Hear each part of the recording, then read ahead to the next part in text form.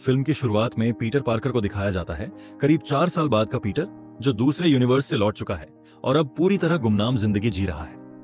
उसकी पुरानी सारी यादें लोगों के दिमाग से मिटा दी गई हैं, इसलिए न्यूयॉर्क में उसे कोई नहीं पहचानता। फिर भी वह स्पाइडरमैन बनकर पुलिस के साथ मिलकर शहर की मदद करता रहता है, पर अपनी असली पहचान किसी को नहीं बताता। कई बड़े विलन को हरा चुका पीटर अब शहर का चहेता बन चुका है, लेकिन अंदर से अकेला और उलझा हुआ है। वह एक पुरानी टूटी फूटी जगह में रहता है, जहां उसने खुद का एक एआई सिस्टम तैयार किया है, जिससे वह अपने सूट की जानकारी और बाकी डेटा आसानी से निकाल लेता है। एक दिन जब वह अपने पुलिस अफसर दोस्त से बात कर रहा होता है, तभी खबर आती है कि शहर में एक बेकाबू टैंकर घुस आया है जो रुकने का नाम नहीं ले रहा। पीटर तुरंत मौके पर पहुंचता है और टैंकर रोकने की पूरी कोशिश करता है, लेकिन लगता है जैसे टैंकर पहले से किसी खास जगह को निशाना बनाकर आया है। यहीं हमें फ्रैंक यानी पनिशर भी सड़क पर दिखता है। टैंकर दरअसल डीओडीसी डैमेज कंट्रोल की बिल्डिंग की तरफ बढ़ रहा होता है। इसी बीच स्कॉर्पियन को भी दिखाया जाता है, जिसकी जेल इसी समय शिफ्ट की जा रही होती है। बहुत मशक्कत के बाद पीटर टैंकर को रोक तो देता है, लेकिन तब तक वह डीओडीसी की बिल्डिंग में घुसकर भारी नुकसान कर चुका होता है। हैरानी की बात यह है कि टैंकर से कोई हथियारबंद आदमी नहीं, बल्कि एक गुड़िया सी आकृति निकलती है, जो एक के बाद एक अलग अलग लोगों में छलांग लगाकर उन्हें अपने कब्जे में लेती जाती है। एक पुलिस अफसर को कब्जे में लेकर सीधे ऊपर लाया जाता है और फिर स्कॉर्पियन को भी आजाद कराकर कहीं और भेज दिया जाता है। पीटर को समझ नहीं आता कि यह अजीब सी चीज आखिर क्या है और यह एक शरीर से दूसरे शरीर में कैसे कूद रही है। पुलिस से बातचीत करने के बाद वह पूरी जानकारी लेकर सीधे येलेना के पास पहुंचता है। येलेना का ऑफिस भी बड़ा अनोखा है। उसने अपना पूरा दफ्तर एक स्विमिंग पूल के इर्द गिर्द बना रखा है, जहां बाथटब और स्पा भी मौजूद हैं, ताकि कोई हथियार लेकर उस तक न पहुंच सके। हर आने वाले को कपड़े उतारकर ही अंदर जाना पड़ता है और पीटर को भी यही करना पड़ता है, जिससे उसकी पहचान छुपाने की कोशिश में खासी कॉमेडी बनती है, क्योंकि वह अपना मास्क पहने रहता है। बातचीत में येलेना बताती है कि हाल में जिसने भी डीओडीसी की बिल्डिंग को सबसे ज्यादा सर्च किया है, वह वीमैक्स नाम की किसी चीज से जुड़ी बातें खोज रहा है। यह नाम सुनते ही पीटर के दिमाग में बैठ जाता है और वह इसकी तह तक जाने की ठान लेता है। साथ ही वह डीओडीसी वालों से भी मिलना चाहता है, ताकि पता चले कि उन पर इतना बड़ा हमला किसने और क्यों किया। पीटर सीधे डीओडीसी की बिल्डिंग पहुंचता है, जहां फिर से उसकी स्कैनिंग होती है और कपड़े उतारने को कहा जाता है, पर इस बार भी वह मना कर देता है। यहाँ का डायरेक्टर बिल उसे अपने ऑफिस ले जाता है, जहां तरह तरह के हथियार रखे हैं, जिन्हें देखकर पीटर काफी खुश होता है कि जरूरत पड़ने पर ये काम आ सकते हैं। डीओडीसी आमतौर पर सुपर पावर वाले लोगों को जिंदा नहीं छोड़ती या उन पर रिसर्च करती है, लेकिन बिल और पीटर के बीच पुरानी जान पहचान है, इसलिए बिल उसे अपना पार्टनर मानते हुए कहता है कि उसे यहाँ की सुरक्षा का ध्यान रखना होगा, क्योंकि आगे कोई खतरा आ सकता है। पीटर हामी भर देता है, पर उसे साफ लगता है कि बिल वीमैक्स को लेकर कुछ छुपा रहा है। इसके बाद पीटर एक कैफे में बैठा अपने पुलिस अफसर दोस्त से केस पर बात कर रहा होता है। तभी उसे अपने सबसे अच्छे दोस्त नेड की आवाज सुनाई देती है, जो पार्टी के लिए सामान खरीद रहा होता है। पीटर उसका पीछा करते हुए एमजे के घर पहुंच जाता है, जहां हाउस वार्मिंग पार्टी चल रही होती है। पीटर के साथ हुई बड़ी त्रासदी की वजह से अब कोई भी उसे पहचानता नहीं, इसलिए वह न तो एमजे के पास जा सकता है, न ही नेड को गले लगा सकता है, बस उन्हें दूर से देखता रहता है। कमरे में मौजूद होने के कारण दोनों उससे बातचीत जरूर करते हैं, जिससे पीटर को अच्छा तो लगता है, लेकिन साथ ही यह भी दुख होता है कि कोई उसे पहचान नहीं पा रहा। तभी उसे पता चलता है कि एमजे का एक नया बॉयफ्रेंड है, जो उसे किस कर रहा होता है। यह देखकर पीटर का दिल टूट जाता है और पुरानी यादें उसे घेर लेती हैं। भावुक होकर वह वहां से निकल जाता है। घर की ओर बढ़ते हुए उसके शरीर में अजीब बदलाव होने लगते हैं। उसके आधे स्पाइडर सेल्स अचानक बहुत ज्यादा सक्रिय हो जाते हैं, आंखें काली पड़ जाती हैं, क्योंकि म्यूटेशन के चलते उसके स्पाइडर सेल्स उसके इंसानी सेल्स पर हावी होने लगे हैं। इस वजह से उसके अंदर से अपने आप ऑर्गेनिक वेब निकलने लगता है, जबकि वह हमेशा हाइड्रोवेब शूटर इस्तेमाल करता आया है। आंट की याद में डूबा पीटर जब सुबह होश में आता है, तो खुद को एक वेब के कोकून में लिपटा पाता है और नीचे गिर जाता है। उसे कुछ समझ नहीं आता कि उसके शरीर में यह हो क्या रहा है।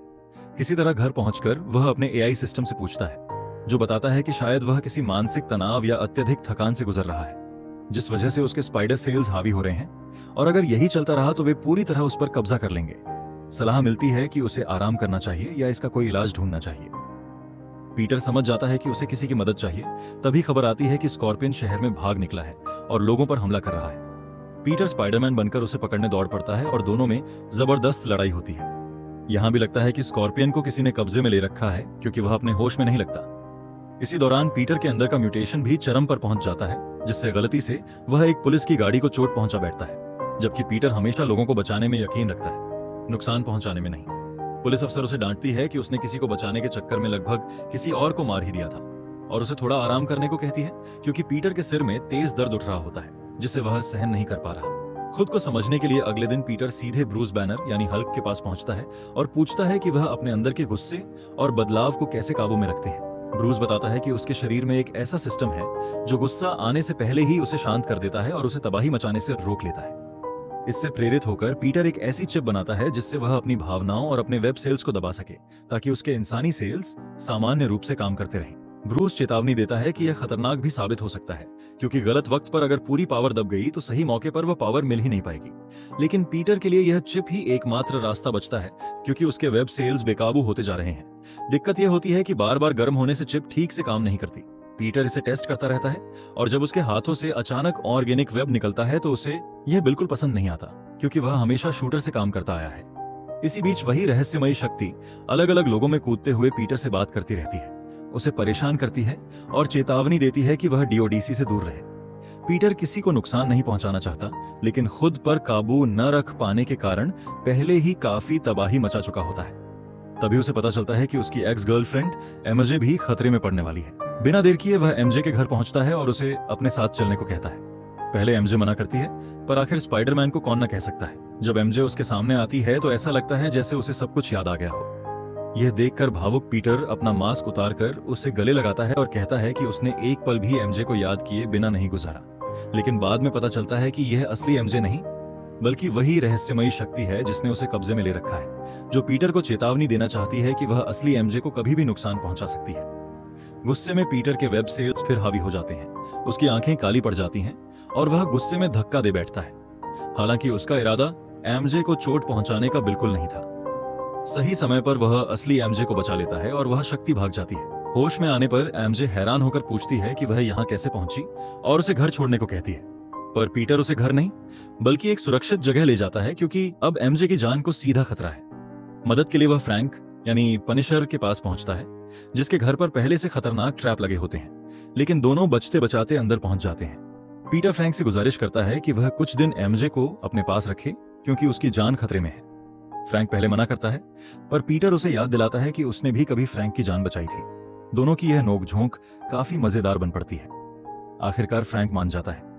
इसी दौरान पीटर उस चिप पर काम करता रहता है जो बार बार गर्म होकर खराब हो जाती है। बायोमैकेनिकल की पढ़ाई कर चुकी एमजे चिप को जांचती है और पीटर की मदद से उसे पूरी तरह ठीक कर देती है। असल दिक्कत यह थी कि मास्क के बेहद नजदीक होने से चिप का तापमान बढ़ जाता था। अब चिप सही से काम करने लगती है और पीटर समझ जाता है कि यह किसी भी पावर वाले इंसान की शक्तियों को दबाने में काम आ सकती है। अब तक पीटर को पता चल चुका है कि इन सब घटनाओं के पीछे जीन ग्रे नाम की एक लड़की है, जो वीमैक्स की तलाश में है और जिसका डीओडीसी से पुराना नाता है। तभी खबर आती है कि जीन ने डीओडीसी पर बड़ा हमला कर दिया है। पीटर एमजे को फ्रैंक के पास छोड़कर निकल पड़ता है। एमजे फ्रैंक को उकसाती है कि अगर वह पीटर की जगह होता तो क्या वह उसकी मदद नहीं करता। इस पर फ्रैंक भी पीटर की मदद के लिए निकल जाता है। डीओडीसी की बिल्डिंग में पहुंचते ही पीटर को पता चलता है कि यह भयंकर हमला और कोई नहीं, हल्क कर रहा है, जो बिल्डिंग को तहस नहस करते हुए अंदर घुसने की कोशिश में है।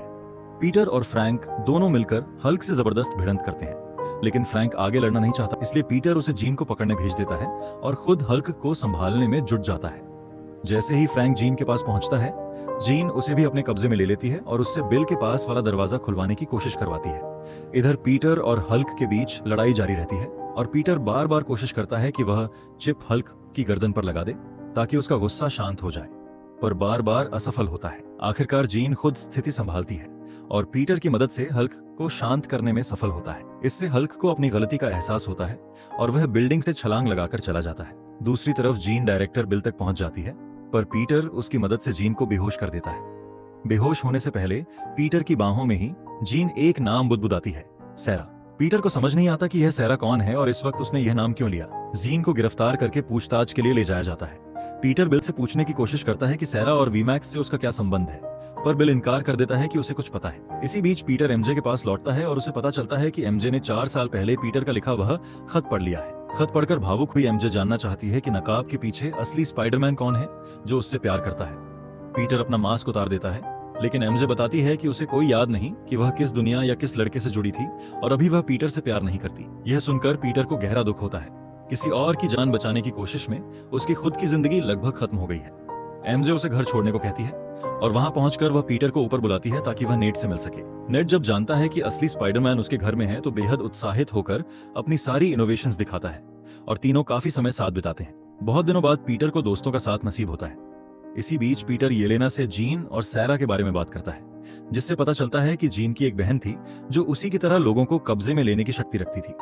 यही फिल्म हमें जीन की असली कहानी दिखाती है। सैरा नाम की उसकी बहन उससे भी ज्यादा ताकतवर थी और उसी ने जीन को यह सिखाया था कि कैसे किसी को कब्जे में लिया जाता है और एक शरीर से दूसरे में कैसे कूदा जाता है, वह भी करीब 35 मीटर के दायरे में। जब डीओडीसी के डायरेक्टर बिल को इस शक्ति के बारे में पता चलता है तो वह सैरा को बेहोश करके प्रयोगों के लिए अपने साथ ले जाना चाहता है। जीन उसे बचाने दौड़ती है, लेकिन सैरा खुद ही बहन को सुरक्षित करने के लिए उसे बेहोश कर दूर भेज देती है और तब से जीन अपनी बहन को वापस पाने की कोशिश में लगी है। अब पता चलता है कि बिल ने जीन को बुरी तरह कैद कर रखा है और वह लगातार सैरा के बारे में पूछती रहती है, जबकि खुद जीन प्रयोगों का शिकार बन चुकी है। यह सब समझते ही पीटर जीन को बचाने और पूरी सच्चाई जानने के लिए निकल पड़ता है। डीओडीसी पहुंचने पर उसे अंदर आने से रोका जाता है और द हैंड की पूरी टीम उसका रास्ता रोकने के लिए तैनात कर दी जाती है, जिससे काफी एक्शन और थोड़ी कॉमेडी भी होती है। दूसरी ओर बिल जीन पर प्रयोग करते हुए उसकी शक्ति की रिकॉर्डिंग कर रहा होता है ताकि उसकी नकल बनाकर किसी और के दिमाग में डाली जा सके। हालांकि हकीकत में ऐसी शक्ति की नकल बनाना मुमकिन नहीं होता, क्योंकि वह मूल रूप से उसी इंसान की होती है। तभी जीन ऊपर वेंट पर वीमैक्स लिखा देखती है, जिससे उसे समझ आ जाता है कि उसकी बहन सैरा को यहीं रखा गया था और यहीं उसकी मौत हुई थी। इस सदमे से जीन का गुस्सा बेकाबू हो जाता है और वह इतनी जबरदस्त शक्ति छोड़ती है कि एक विशाल शील्ड बन जाती है, जिससे आसपास मौजूद हर इंसान वहीं का वहीं जम जाता है। करीब 1.5 किलोमीटर का पूरा इलाका जैसे रुक जाता है। फ्रैंक इस मंजर को शील्ड के बाहर से देखता है और जीन को रोकने का फैसला करता है, क्योंकि पीटर पहले ही उसे जीन के बारे में सब बता चुका होता है। अंदर पीटर लगातार द हैंड से जूझता है, बुरी तरह पिटता भी है, लेकिन आखिरकार उन्हें हराकर जीन तक पहुंच जाता है। जीन उसे धमकाते हुए कहती है कि वह उसके दिमाग में घुस सकती है और इस बार पीटर खुद उसे ऐसा करने देता है। तभी जीन को एहसास होता है कि सिर्फ उसने ही अपनों को नहीं खोया, पीटर ने भी अपनी माँ, आंट और दोस्तों को खोया है। फिर भी वह कभी टूटा नहीं और अपनी शक्तियों का सही इस्तेमाल करता रहा। यह जानकर जीन थोड़ी नरम पड़ती है और पीटर को दुश्मन नहीं दोस्त मानने लगती है। दोनों अपने अपने दुख साझा करते हैं, पर तभी दूर खड़ा फ्रैंक जीन पर गोली चलाने ही वाला होता है कि पीटर के सेंसेस समय रहते उसे खतरे का इशारा दे देते हैं और वह खुद उस गोली को अपने ऊपर ले लेता है ताकि जीन बच सके और वहां से भाग सके। पीटर बुरी तरह घायल हो चुका होता है, उसका सूट फाड़कर इलाज किया जाता है और हालत इतनी गंभीर होती है कि उसके बचने की उम्मीद कम लगती है। लगता है जैसे जीन ही अपनी बची खुची शक्ति से उसे जिंदा रखने की कोशिश कर रही है। आखिरकार पीटर की आंख खुलती है, वह अस्पताल में होता है और सामने फ्रैंक रो रहा होता है, जिसे आज तक किसी ने रोते नहीं देखा था। पीटर को यह देखकर हंसी आ जाती है। बाहर हर कोई स्पाइडरमैन के ठीक होने की दुआ कर रहा होता है, क्योंकि किसी को उसका असली नाम तो पता ही नहीं। पीटर पनिशर का मास्क पहनकर बाहर निकलता है ताकि लोगों को लगे कि स्पाइडरमैन अभी भी वहीं मौजूद है। जीन भी अपनी नई जिंदगी शुरू करने के लिए वहां से निकल जाती है। पीटर अपनी आंट की कब्र पर जाकर फूल चढ़ाता है और फिर अपनी अफसर दोस्त से बात करके किसी नए मिशन के लिए तैयार हो जाता है। म्यूटेशन के बाद अब उसके सेल्स आपस में संतुलन में आ चुके हैं, अब वे उस पर हावी नहीं होते। दोस्तों के साथ रिश्ता भले पहले जैसा ना हो, पर एक नई शुरुआत जरूर हो चुकी है। अब बात पोस्ट क्रेडिट सीन की। फिल्म खत्म होने के बाद दिखाया जाता है कि स्पाइडरमैन अब अपनी मूल दुनिया में नहीं है, यानी उसका डायमेंशन बदल चुका है और वह किसी और ही जगह पहुंच गया है। दरअसल वह डूम्सडे वाले डायमेंशन में पहुंचता है, जहां आगे चलकर सबको इकट्ठा होकर एक बड़ी लड़ाई लड़नी है।